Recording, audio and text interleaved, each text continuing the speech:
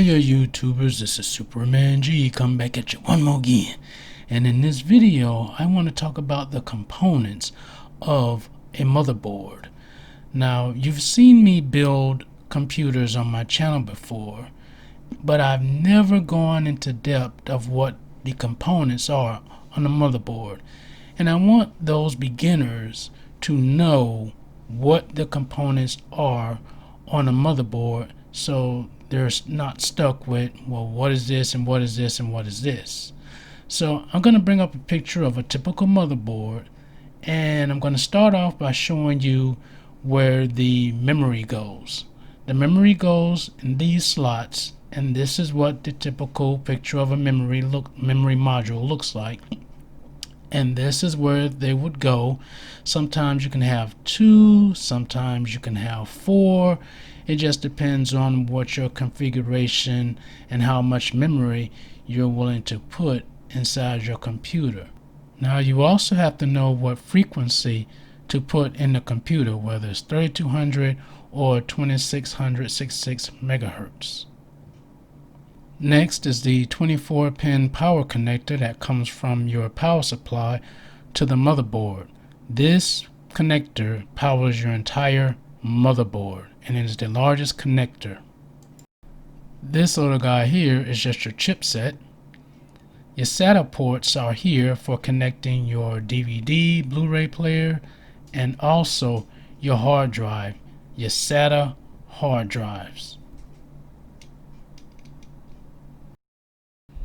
Next, you have your 8-pin CPU power connector, and this 8-pin power connector powers your central processing unit. Sometimes these will come in 2 8 side by side, but that's for overclocking. If you're not going to be doing overclocking, just stick with the 1 8-pin connector. Next up, you have your CPU socket.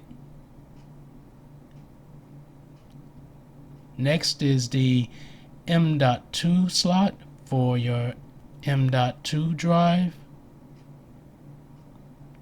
This is the PCI Express for your graphics card.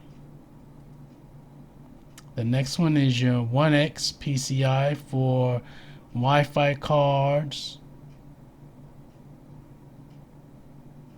Next is the other PCI Express slot for peripherals such as USB. This slot is for your audio port, for your front panel audio ports on the front of your case for headphones and microphones.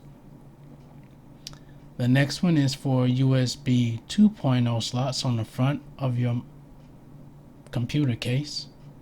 Next is slot for the 3.0 for the front of your computer case. Next, we have the front panel umbilicals for your hard drive LED, your power switch, reset switch, and your power LED. These can be a little tricky to install, but rest assured you can do it. And that's pretty much it for the motherboard. But now I'm going to show you the back. So the back, we have the USB 2.0 ports.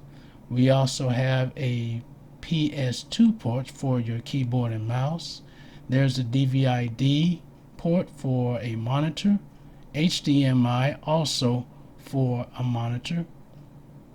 So you can connect about 2 monitors up to this particular motherboard. You have 4 USB 3.0 slots, 3.1 I should say. You have your other 2 USB 2.0s and network interface.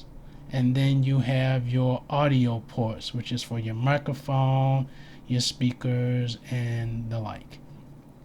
And that's about it for all your motherboard components and what they entail.